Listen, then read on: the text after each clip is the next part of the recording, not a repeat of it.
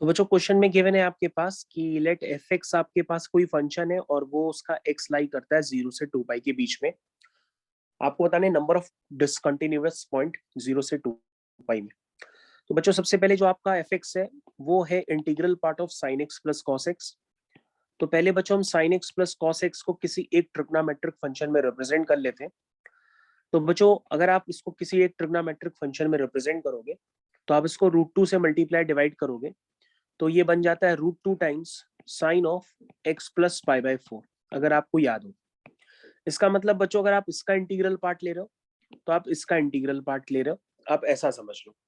I think आप लोगों को क्लियर हो गया होगा। यानी कि अब आपको इसके बारे में सोचना है कि ये कहाँ कहाँ डिसकंटिन्यूअस हो सकता है। तो बच्चों अगर किसी के ऊपर भी अगर ग्रेटेस्ट इंटीजर फंक्शन होता है तो वो डिसकंटिन्यूअस कहाँ होता है?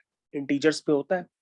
तो अब आपको देखना होगा कि √2 times sign of x plus pi by 4 ये कब कब अपनी इंटीग्रल वैल्यूज लेगा, तभी यहां पर ये डिसकंटिन्यूअस होगा।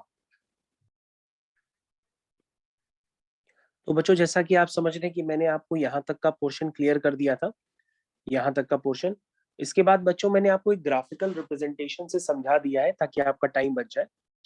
बच्चों अगर आप इसका ग्राफ देखेंगे प्रॉपरली आपको तो ये समझ में आता है ग्राफ वगैरह कि साइन एक्स का ग्राफ है। तो बच्चों ऊपर वाला ग्राफ है y is equal to sine x का। तो आपको चेक करना है कि बच्चों अगर आप इसको सिंप्लीफाई करोगे तो √2 पे एक इंटीग्रल पार्ट आएगा, तो √2 का इंटीग्रल पार्ट तो बच्चों क्या होगा? 1 होगा। यानी ये बच्चों सिर्फ आपको ये चेक करना होगा कि sine of x plus pi by 4 ये अपनी इंटीग्रल वैल्यू कौन कौन से एक्स पर लेगा। ये कौन कौन से एक्स पर अपनी इंटीग्रल वैल्यू लेगा, जिन एक्स पे इंटीग्रल वैल्यू लेगा वहीं पे ये डिसकंटिन्यूअस हो जाएगा। तो बच्चों बस यही आपको चेक करना है। तो बच्चों जब आप इसको चेक करोगे तो ये आपका काम जल्दी हो जाएगा। तो बच्चों ये कब होगा इसके लिए चेक करिए। आपने y equal to sine x का ग्राफ बनाया, उसके बाद y इज इक्वल टू आप ग्राफ बना रहे sine of x plus pi by 4 का। तो बच्चों ये ग्राफ आपको बताया गया था कि आप साइन एक्स का ग्राफ बना करके जो भी पॉइंट है उस हर पॉइंट में आप पाई बाय 4 माइनस कर दो। तो यानी कि पहले ये 0 पे भी क्या ले रहा था? एक इंटीजर वैल्यू 0 ले रहा था, अब माइनस पाई बाय 4 पे ये इंटीजर वैल्यू लेगा। ये पाई बाय 2 पे 1 ले रहा था, अब वो पॉइंट बन जाएगा pi by 2 minus pi by 4।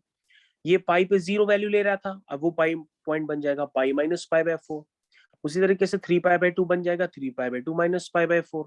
उसी तरीके से 2 पाई अब बन जाएगा 2 पाई माइनस पाई बाय 4। उसके बाद बच्चों अगर आ गया 5 पाई बाय 2 यहाँ वाला पॉइंट लोगे तो ये वाला पॉइंट बन जाएगा 5 pi by 2 minus 9 pi by 4 minus pi by 4।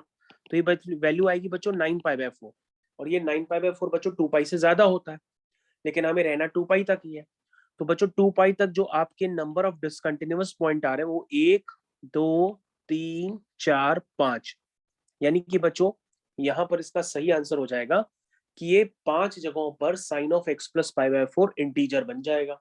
और जब जब इंटीजर बनेगा तो वहां पर ये डिसकंटिन्यूअस होगा, क्योंकि इंटीग्रल पार्ट के अंदर जो भी वैल्यू होती है वो डिसकंटिन्यूअस कब बन जाती है? जब वो इटसेल्फ इंटीजर हो जाती है, क्योंकि integral part of x integer पे ही डिसकंटिन्यूअस हो जाता है।